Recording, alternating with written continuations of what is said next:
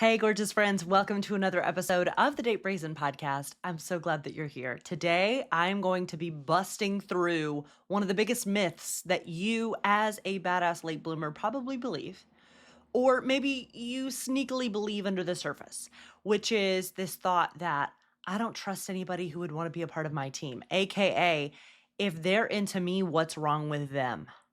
Okay. This is a very common story for people who feel behind in their dating lives. I felt this story. I believed this story. In fact, when I started dating my husband, Chris, I internally had the thought, like, what's wrong with him that he's into me? Because of some childhood wounds, because of some bullying that I experienced as a kid, because of growing up being told that I was too much, too sensitive, too bossy, too intense. And then after not receiving much romantic affection or interest for much of my, like young adulthood, high school into college, into young adulthood, living in San Francisco and then New York, I didn't receive very much romantic attention. And so I internalized that lack of attention and really believed that something was wrong with me and that I was broken and that I needed to make myself smaller or shrink or fix myself in order to be attractive. And so when I met Chris, it was a real shock to my system because he liked me. He felt like safe and he felt like exciting and attractive to me. And I was immediately, I mean, in addition to being kind of gooey and falling for him, I also had this thought underneath the surface, like, there must be something wrong with him. I'm waiting for the other shoe to drop because someone like this can't be into me. And so in this episode, we're going to uncover this belief. We're going to untangle it together, and I'm going to offer you an alternative so that you can actually believe your worthiness and start attracting better dates than you thought possible while knowing that you're worthy of them. So let's get into it. Here's how to heal this pattern of believing that why would they be into me, or there must be something wrong with them because they're into me.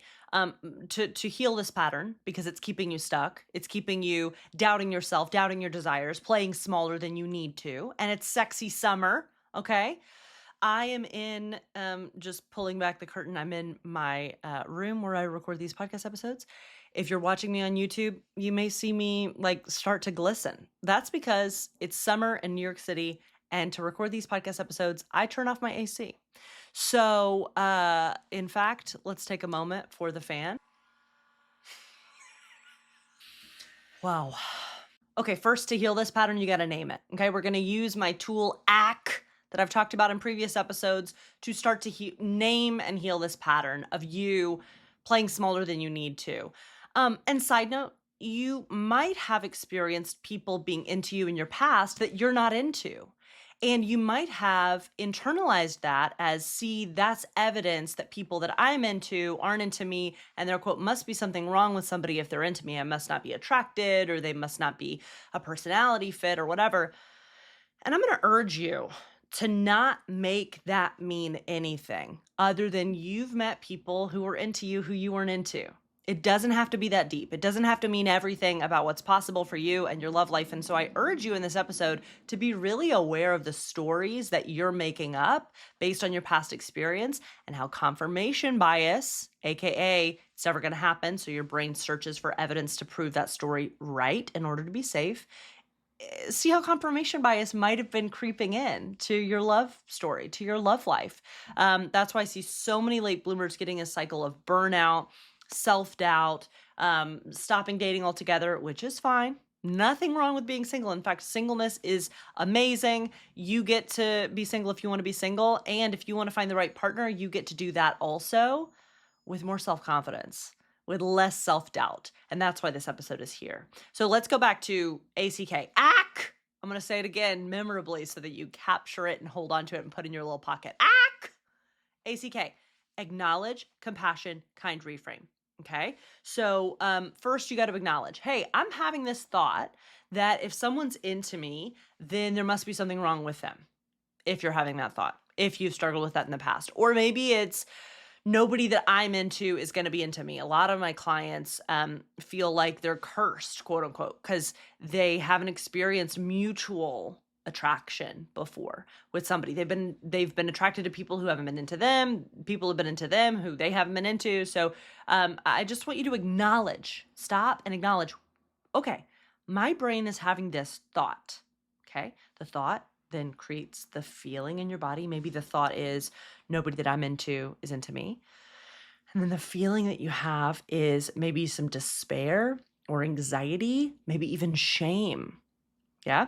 So the thought then sparks the feeling that then sparks the actions. This is basically the model by Brooke Castillo. I didn't get trained in this coaching school, but I find this tool really helpful just to again, put in your pocket. Your thought then sparks a feeling that then sparks actions. Like if you're having the thought, nobody that I'm into is into me, and then you're having the feeling of shame or despair or anxiety, then the actions that you take from that place might be hustling more, proving your worth, going out with people that you're not into, or it might be under functioning, like laying on your couch and stopping all dating altogether. Even though you have this deep desire for the right partner, you are like shrinking and going into your safe hidey hole, which again, there's a time and space for that level of healing and self-protection, both and. When you're ready, I want you to be putting yourself out there. But that thought, nobody that I'm into is into me, or what's wrong with them that they're into me, creating the hard feeling, creating actions that are not moving you forward, and it's creating the result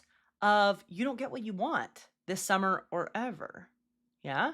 Because what you want is on the other side of main character energy and trying, like giving yourself permission to try, learning how to trust yourself as you try, then taking massive, messy action to try new things, to meet new people, to make new connections, to believe that you are worthy of what you want.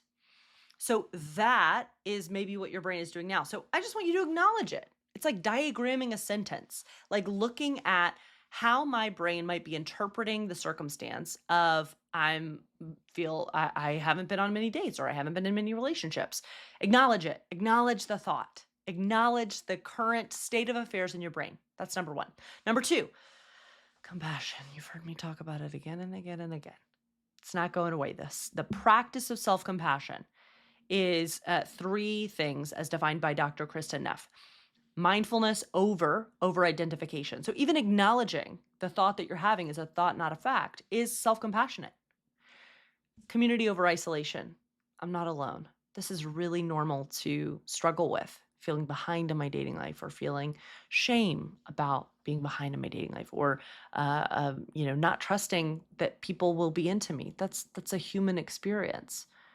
There may be nothing wrong with me except that I'm having some thoughts. That's not a bad thing. It's just human of me. How human of me. Third and final tenet of self-compassion is defined by Dr. Kristen Neff: kindness over judgment. Imagine you're sitting next to yourself on a park bench and you're laying all of these hard thoughts out there. Nobody's going to be into me. Something's going to go wrong. What would kindness sound like? What would your best friend who always knows what to say, what would they say to you? It makes sense you feel this way. Of course you're struggling. This is really vulnerable. Whereas most of y'all, and myself at times, many times in my life, because I'm human, go into self-blame mode, shut down mode when it comes to having hard thoughts that feel like the truth because you practice them a billion times, like people aren't going to be into me. And you might say, Lily, nobody's been into me, or the people that have been into me, I've not been into. So like, these are not just thoughts, this is lived experience. And I would say, yes, you have lived experience. Both and. If your lived experience right now was all that you would ever experience, you would be dead. Period.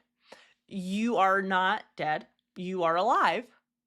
I hope you're going to be alive for a really long time. I hope we're going to stick around and see how your story unfolds because you're still alive. There is change that is possible. There are new opportunities that are possible, and you need to get yourself in the way of those aligned opportunities. And the way that you do that is by acknowledging the hard thought that is keeping you in a hidey hole of comfort zone and stuckness.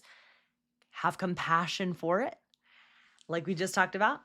Then final ACK, kind reframe. Kind reframe. It might be possible that I haven't experienced everything yet. It might be possible that this thought is not a fact. It might be possible that I haven't met everyone yet. It might be possible that I am enough. Starting with it might be possible so your brain can latch onto it and build a new neural pathway from there. Because what's happening for a lot of folks who are trying to manifest love is that you are reaching for the goal thought. It's possible. I am enough. Those are beautiful affirmations. I want you to practice them. But if you don't believe them right now, then that work isn't enough to building a new neural pathway. You have to start from a more accessible place.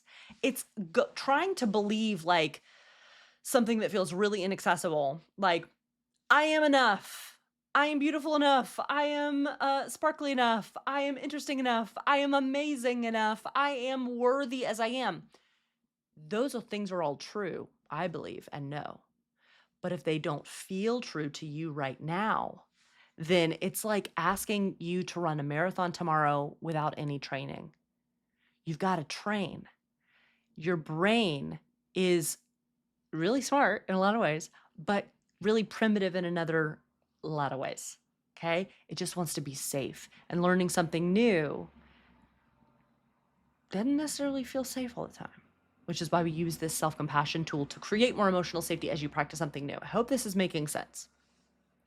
So, more accessible thoughts start with, it might be true that, it might be possible that, it might not be impossible that. And then from there, you practice them out loud and often. You catch yourself in the default thought. Nobody that I'm into is into me. Hey, default thought, acknowledge it. Hey, I'm having this thought. Acknowledge it, take a deep breath. Compassion, ACK, compassion. It's normal to have that thought. That's a hard human thought. I'm here with you. Okay, kind reframe. It might be possible that I don't know everything yet. It might be possible that more is out there. One of my favorite baby step reframes for the kind reframe step is, it might be possible that I want something that's not here yet, so let's fucking go. It might be possible that I want something that's not here yet, so let's fucking go. This is not an end of the story moment. This podcast episode is an invitation to the next chapter. And that might sound a little corny, but I don't care. Change is possible for you. I've seen way too many people who feel like late bloomers in their dating lives, myself and my clients, to build this new self-concept where they believe in their worthiness, they believe in their enoughness, they start dating from that place, they start attracting better dates and opportunities than they thought possible, then they get into the best relationships of their lives, or they trust themselves so hard that they attract new opportunities in work or in friendship. Like, this is up-leveling your altitude. But you need to practice thoughts to build to that new altitude that feel accessible now. For example, I had a client who on a coaching session was working on this thought that she was undesirable. And it really felt like mud in her spokes. It was like really hard and deeply ingrained from a lot of past experience, a lot of practice that I'm not desirable to keep herself safe. And so we acknowledged it. We used ACK. We acknowledged it. Then I said, what might self-compassion say? And her response was, I am desirable. And I said, cool. Let's pause. That's true. Like, you are. You can be to yourself. You can be to the right people. Like, that's true. But you don't believe it yet. So it's not going to actually help. She was like, oh, wow. She was thinking that self-compassion was this sort of like projection onto her desired state of being, desired self-belief. But really, self-compassion is just meeting yourself where you're at right now and saying, that's a really hard thought. I'm really human for having that thought. Then kind of reframe, it might be possible that I'm learning how to feel desirable for myself and then to other people who are right for me. So that's step number 1, ACK. If you're struggling with feeling attractive, if you're struggling with believing that somebody's going to be into you, if you're struggling with this thought, like, I don't trust somebody who wants to be on my team, like I was struggling with, then that step is going to change your life alone. I also want to say that distrust of new experiences or lack of belief that new experiences will happen is just very human. And so I'm here to tell you that if you are listening to this episode and you're like, it's impossible for me to believe that I'm worthy enough or that I'm desirable enough because I haven't experienced that level of validation before, romantically, especially in my life, it's normal. not to believe that something new will happen in your life. Why? Because your brain wants to be safe and right over learning something new. And it's deeply vulnerable to put yourself out there to gather new evidence that you might be desirable enough, that you might be amazing enough, that you might be worthy as you are. That takes vulnerability to gather that new evidence. And to build that new belief, that takes a lot of vulnerability. So that's why in a couple weeks, we're doing an episode on rejection resilience, because I think that a lot of folks are struggling with the potential for rejection in order to build new experiences in your love life and life in general. So that's what we're going to work on in a few weeks. So don't worry, I've got you. But just know that it's just really normal to distrust potentially new experiences. And I hope that that normalization gives you some permission to start playing around, because our brain, it's plastic. It's neuroplastic. I never It's not plastic obviously, but we have neuroplasticity is what I'm trying to say. And the brain can change. Your circumstances can change. Your opportunities that you attract can change. Your level of confidence can change. And you can become the version of yourself who believes, hell yeah, I'm worthy of what I want. Hell yeah, people that are into me, of course they are. Hell yeah, I am undeniable. We're building toward that in this podcast together, especially if you feel like a late bloomer. It is possible. And just know it's normal if you don't trust that it's going to come. I'm over here in Brooklyn believing it for you until you can believe it for yourself. The other thing that I want you to do to build this new belief is to practice curiosity over certainty. So you might feel certain that you're not enough, or that it's not going to happen, or that it's all over. And I want you to really train your brain to be more curious than that. It's sort of why I created the Thank You More Please challenge, because people were coming to me saying it doesn't exist, it's not possible, there are no cuties in my area. And I said, okay, cool. I hear you acknowledging those human thoughts. Go do a Thank You More Please challenge outside of your house. Go gather 10 slivers of evidence that what you want exists. When you see those things, when you experience those little micro moments of connection or flirting, say thank you more please out loud, to recognize the small wins that do mean something. The brain loves small wins. Neuroplasticity loves small wins. So along the way, I really want you to reframe from certainty, it's never going to happen, it's not possible, anybody that's into me, I'm not into. Okay, okay. More curiosity, please. Might it be possible for you to go do a Thank You More Please challenge this week to gather 10 moments where you received compliments, where you received a little bit of attention or validation that you didn't expect? Thank you more, please. Some other action steps that you can do to start building the belief, start building the baby steps toward what I want is inevitable. I'm amazing. Like, I'm the shit. Building toward that, here's some things that you can do, because you deserve to feel that way about yourself. This is your one wild and precious life, in the words of Mary Oliver. So why not think the best of yourself? Okay, some concrete action steps.